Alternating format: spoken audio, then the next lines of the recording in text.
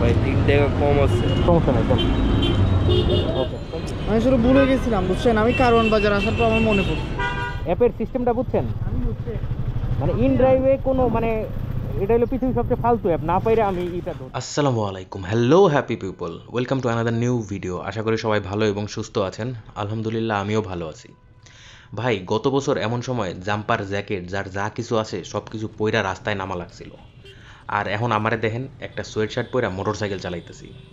এই বছর যে হারে গরম ফালাইছিল সেইভাবে শীতটা জমাইতে পারে নাই, আর একটু দরকার ছিল। অনেক দিন তো আমি ভাই মিডল ইস্টে আসিলাম, মরুভূমি উট সবই দেখাইছি। এখন ইচ্ছা আছে এমন একটা দেশে যাওয়ার যেখানে কিনা দিনরাত তুষারপাত হয়, নদী নালা খাল বিল সব বরফ দিয়া ঢাইকা যায়, আমরা বরফের গোল গোল বন বানায় একে অপরের ছুঁড়া মারতে পারব।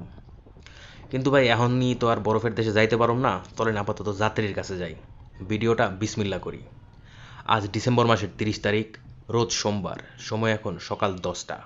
আমার ভিডিওটা শুরু হচ্ছে র্যাঙ্কিং স্ট্রিট ওয়ারি থেকে। কি অবস্থা ভাই? হাসানুল্লাহ, আজকের প্রথম রিকোয়েস্টটা আসে পাঠাও অ্যাপে। যাত্রীকে পিক করছি উত্তর মহুসন্দি থেকে এবং গন্তব্য হলো আহসানুল্লাহ ইউনিভার্সিটি। যাত্রীর ভাড়া আসছিল 151 টাকা, ডিসকাউন্ট ছিল 20 টাকা এবং পাঠাও কমিশন যায় 24 টাকা। আর যাত্রীকে নিয়ে যে পথ দিয়ে যাইতেছি এই পথটার নাম কি আমি জানি না, তবে এটা আমি অনেকবার ইউজ করছি। এদিক দিয়ে তেমন রিক্সা মিক্সা ঢোকার কোনো জায়গাই নেই, খুব সুন্দর যোগীনগর হয়ে ওয়ারিতে বেরোয়া যায়। ওই দিক দিয়ে আবার ওয়ারির সামনে যায় দেখলাম এক রিক্সা উল্টায় পড়ে রয়েছে। এখন এটা কেল্লিকা পড়ছে এটা তো আমি আগে দেখি নাই, সব কইতেও পারতাছি না। এবং একটু যখন সামনে গেছি তখন দেখলাম আরেকটা বিএমডাব্লিউ উল্টায় পড়ে রয়েছে। সাধারণত পুলিশরা এগুলার উল্টায় রাখে, এখন এই গলির ভিতরে এটার উল্টানোর রহস্যটা কি এটাও আমি কইতে পারতাছি না। আমি একান্ত দুঃখিত। আজকে সারাদিন আমি খুব একটা বেশি সুবিধা করতে পারি নাই। নর্মালি যে টার্গেট নিয়ে বেরোই আজকে সে টার্গেটটাও ফিল আপ হয় নাই। তারপরেও দেখেন রাইড শেয়ারের মজাটাই তো এই জায়গায়। আপনাকে কারো কাছে কৈফিয়ত দিতে হবে না, কারো কাছ থেকে পারমিশন নেওয়া লাগবে না, কারো কাছে সরিও বলা লাগবে না। যখন মন চাইবে আপনি করবেন, যখন মন চাইবে বাসায় যাবেন গা। আমিও ভাই আজকে 5 ঘন্টা পর বাসায় গেছি। ভাই 3 টাকা কম আছে। সমস্যা নাই, চল। ওকে, থ্যাংক ইউ। সালাম। ওয়ালাইকুম আসসালাম। আসসালামু আলাইকুম। বিদ্যানিকেতন বনানী। হ্যাঁ, ধৈর্য নামক গুণটা একদম শুরু থেকে উপরাল্লা আমার ভিত্তি কম দিয়ে দিছে। ছোটোবেলায় যখন পরীক্ষা দিতে যাইতাম দেখতাম সবাই তাড়াহুড়া করে লিখতো এবং লেখা শেষে যখন 5-10 মিনিট বাকি থাকতো পরীক্ষার হলে ওই খাতাটা করতে গিয়ে উল্টায়া পাল্টায়া ভালো মতো রিভাইজ দিত। কিন্তু আমি জীবনেও কোনো দিন রিভাইজ দিই নাই। লেখা শেষ হওয়ার সাথে সাথে টিচারের হাতে খাতাটা দেয়া দৌড়ে ক্লাসরুম থেকে বাইর হয়ে যেতাম। আর এর লেগে যে মার কাছে কত মাইর খাইছি হিসাব নাই, এখনও সব মনে আছে আমার। তেমনি ভাই রাইড শেয়ার করতে গেলেও দরকার পড়ে ধৈর্য। মাঝে মাঝে এক জায়গায় ঘন্টার পর ঘন্টা বইয়েও থাকতে হয়, কিন্তু আমার তো ভাই বয়ে থাকতে একটুও মন চায় না। সেই আগের যাত্রীর নামাইছিলাম তেজগা, তারপর ঘুরতে ঘুরতে চলে গেছি বড় মগবাজার। ওইখান থেকে পরের রিকোয়েস্টটা আসছে। যাত্রীর গন্তব্য হলো বনানী বিদ্যানিকেতন। ভাড়া আসছিল 137 টাকা, ডিসকাউন্ট ছিল 20 টাকা এবং পাঠাও কমিশন যায় 24 টাকা।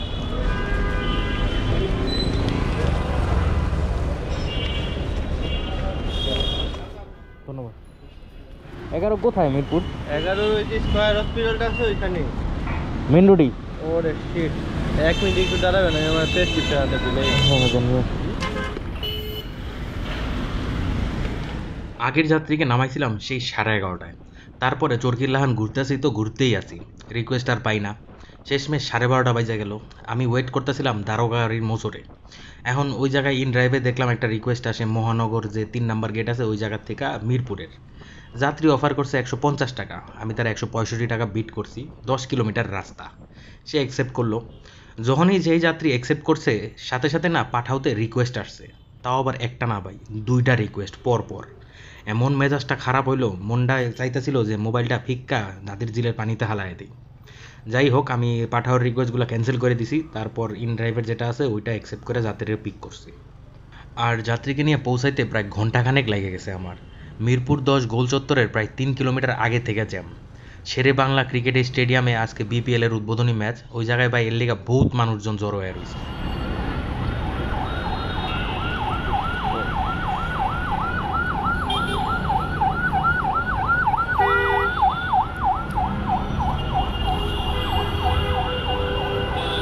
ভাইয়া হেলমেট এটা তো লাগবে না হসপিটালে। Thank you. আগে একসময় মিরপুর রিকোয়েস্টে ভরপুর ছিল, কিন্তু বর্তমানে মিরপুর আইলেই ফাপল লাগে। তার মধ্যে ভাই আজকের দিনটা একেবারেই স্লো।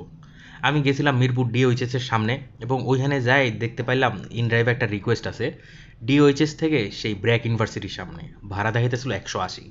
আমি আর কোনো দিকে না তাকায় সাথে সাথে রিকোয়েস্টটা অ্যাকসেপ্ট করলাম। ভাই যে কোনো মূল্যে হোক আগে এই জায়গা থেকে বাইরে এলো।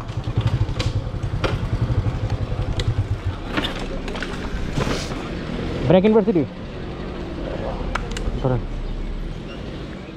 ভাই আমাদের পরিবারের মধ্যে অথবা জানাশোনা আত্মীয় স্বজনের মধ্যে এমন অনেকেই আছেন যারা গাড়িতে বা বাসে চললে বমি করে দেন। এখন এরা বেশিরভাগই কিন্তু ফিমেল জেন্ডারের হয়। তারা প্রায়ই দেখবেন যে একটা বা একাধিক পলিথিন ব্যাগ সাথে করে নিয়ে তারপরে বাসে উঠে, কারণ কোন সময় আউটগোয়িং হয় এটা তো আর দিন তারিখ বইলা কয়ে আসে না, তাই না? এখন আজকে আমি একটা নিউজ দেখছি, ওইটার ভিতরে তারা বলতেছে কিছু কাজ করলে নাকি গাড়িতে উঠলেও আর বমি আসবে না। তারা বলতেছে বমি আসাটা হলো একটা রোগ, এটার নাম হলো মোশন সিকনেস। আদা যদি চাবানো হয় তাহলে পরে মস্তিষ্ক ঠান্ডা থাকে, তখন আর বমি আসে না। কিন্তু ভাই একটা জিনিস খেয়াল করেন, দূরপাল্লার বাসে যখন ট্রাভেল করা হয় অনেক হকাররা আসে, তাদের কাছে ছোট ছোট হলুদ কালারের ডিব্বায় আদা থাকে, ওগুলারে জিঞ্জার বলে, 5-10 টাকা কৌটা নেয়। আমি দেখছি অনেকেই ওইগুলা চাবাইতে থাকে এবং ঠেলায় বমিও করতে থাকে। তাইলে পরে আদা চাবাইলে যে বমি আসে না এটা পুরাই ভুয়া। এরপর তারা বলছে বমি আসলে জানলা খুলে মাথাটা বের করে বাইরের প্রাকৃতিক হাওয়া বাতাস নিতে, তাইলে পরে বমি বমি ভাব চলে যাবে। যদি এটা করতেই হয় তাহলে পরে কল্লাটা কতক্ষণ যে ওই জায়গায় ঝুলে থাকবে এর কোনো গ্যারান্টি নাই। আর ওইটা করার চেয়ে ভাই আমি মনে করি পলিথিনে বমি করাটা অনেক বেশি বেটার।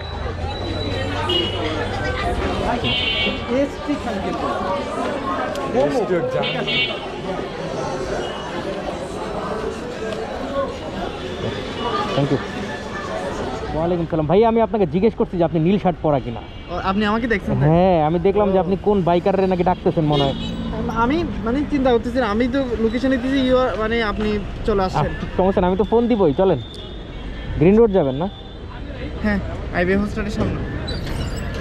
আগের যাত্রীকে ব্র্যাকের সামনে নামাইছি 2:30টার দিকে। আমি ইউলুপ দিয়ে ঘুরে বনশ্রীর দিকে যাচ্ছিলাম, তখনই ইস্ট ওয়েস্টের সামনে থেকে রিকোয়েস্ট আসলো। রিকোয়েস্টটা আসে নাই আর কি, ইনড্রাইভে আইসে, আমি ওইটাই ধরছি। যাত্রী যাবে হলো গ্রিন রোড, ভাড়া দেখাইতেছিল 109 টাকা। আমি আর বার্গেনিং করি নাই, ওইটাই অ্যাকসেপ্ট করে লইছি। কিন্তু ভাই যাত্রীকে নিয়ে যখন আমি কাউরান বাজার সিগন্যালটা পার হয়ে বসুন্ধরা রোডে ঢুকলাম, সাথে সাথে সে আমারে বলতেছে যে ভাই আমি যদি এখন নাইমা যাই তাহলে কয় টাকা ভাড়া আসবে। আমি তখন তারে বললাম যে ভাই এটা তো ইনড্রাইভ, এটার মধ্যে তো আর কিলোমিটার মাপে না। আপনি যদি এখান থেকে আপনার গন্তব্যে যান তাইলেও 109 টাকা ভাড়া আসবে, আর যদি এখান থেকে আপনার দেশ চিটাগাঙে যান তাইলেও 109 টাকা ভাড়া আসবে। তখন উনি আমারে বলতেছে যে উনার রাজু ভাস্কর্যে যাইতে হবে। এখন এখান থেকে তো রাজু ভাস্কর্য যাইতে আমাকে জিজ্ঞেস করতেছে কয় টাকা নেবেন। আমি বললাম যে ভাই আপনার 109 টাকা ভাড়া, তার সাথে আপনি 50 টাকা আরও বাড়ায় দিয়েন। তখন উনি আমারে বলে ভাই মেট্রো রেল তো মাত্র 15 টাকা। আমি বললাম যে যান মেট্রো রেলে, 1 ঘন্টা লাইনে খাড়ায় টিকিট কাটেন, তারপরে যে মেট্রো রেলে উঠেন। তখন সে আমার সাথে বার্গেনিং কইরা বললো যে টোটাল 150 টাকা দিব, মানে 10 টাকা কমাইলো। আমি রাজি হইলাম, তারা নিয়ে রওনা দিয়ে দিলাম রাজু ভাস্করদের দিকে। টিএসসিতে যাওয়ার পর দেখলাম আবার আরেক সিনারি, মানুষজন সাইজা কাইজা গয়নাকাটি পইরা আয়া ছবি তুলতেছে। ওই তো জানেনি আজকে আমাদের যে প্রাক্তন প্রধানমন্ত্রী ছিল শেখ হাসিনা, তাকে বিশেষ সম্মানে ভূষিত করবে। আর আমার মনে হয় এই ভাই ওই একই কাম করতে এদিকে আইছে। ঠিক আছে, সমস্যা নেই। বইরা গেছে বলাবেন দিয়া, আজকে মনে হয় যে শেখ হাসিনার রং করবো।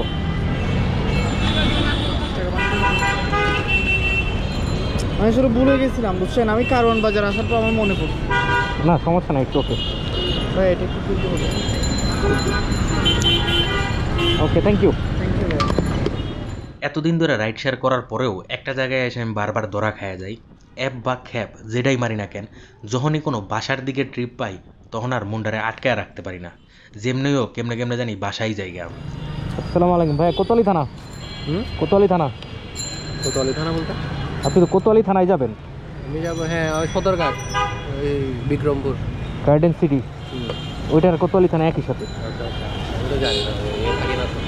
হ্যাঁ আচ্ছা। ঘড়িতে বাজে 3টা। যাত্রীকে আমি পিক করছি ভিসি চত্বর থেকে এবং গন্তব্য হলো কোতোয়ালি থানা। আর ওইখান থেকে আমার বাসা মাত্র 2 মিনিট। যাত্রীর ভাড়া আসছিল 121 টাকা, ডিসকাউন্ট ছিল 19 টাকা এবং পাঠাও কমিশন চায় 15 টাকা। 5 টাকা দিলেও হবে?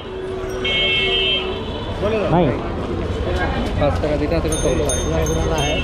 দাঁড়ান, 50, 183, 90। Thank you. এটা মনে হয় লাগবো না। কোনটা লাগাইছেন? যাত্রীকে নামে আমি গেছি ডাক্তারের কাছে, মানে মাইন্সের ডাক্তার না, মোটর সাইকেলের ডাক্তারের কাছে। একটা হরেন লাগাইছি, 200 টাকা নিছে। আর পাদানিটা লাগাইছি, ওটার জন্য আমি তারে 100 টাকা দিছি, তার কাছে আগেই ছিল। আর চেন প্রচুর পরিমাণে লুজ ছিল, ওটাও টাইট দিয়ে নিছি। যাই হোক, চলেন তাইলে আজকে হিসাবটা করে ফেলি। আজকে সকালে বেরোইছিলাম আমি 10টায় এবং বাসায় ফিরতেছি 3:30টায়। টোটাল চালাইছি বাইক 5.5 ঘন্টা। সেখানে আমি পাঠাওতে 3 ট্রিপে ইনকাম করছি 354, আর যেটা ইন ড্রাইভে দিছি ওটা ছিল 3 ট্রিপে প্রায় 500 টাকা, কারণ 40 টাকা বোনাস পাইছিলাম। যাই হোক, টোটাল দাঁড়াইছে মনে হয় 800 টাকার কিছু বেশি। আর কত কিলোমিটার চলছে সেটা আমি খেয়াল করি নাই। আজকে আমার হুদাই মানে চলছে বেশি আর কামাইছি কম। তাইলে প্রিয় ভাই ব্রাদার ও আপুরা, আজ এখানেই বিদায় নিব। ইনশাআল্লাহ কাল বছরের শেষ দিন, আবার দেখা হবে। সবাই ভালো থাকবেন, সুস্থ থাকবেন, আর আমার ভিডিওটা অবশ্যই লাইক করে দিবেন। নতুন যারা আছেন সাবস্ক্রাইব করতে ভুলবেন না। সবাইকে অসংখ্য অসংখ্য ধন্যবাদ এবং শুভরাত্রি।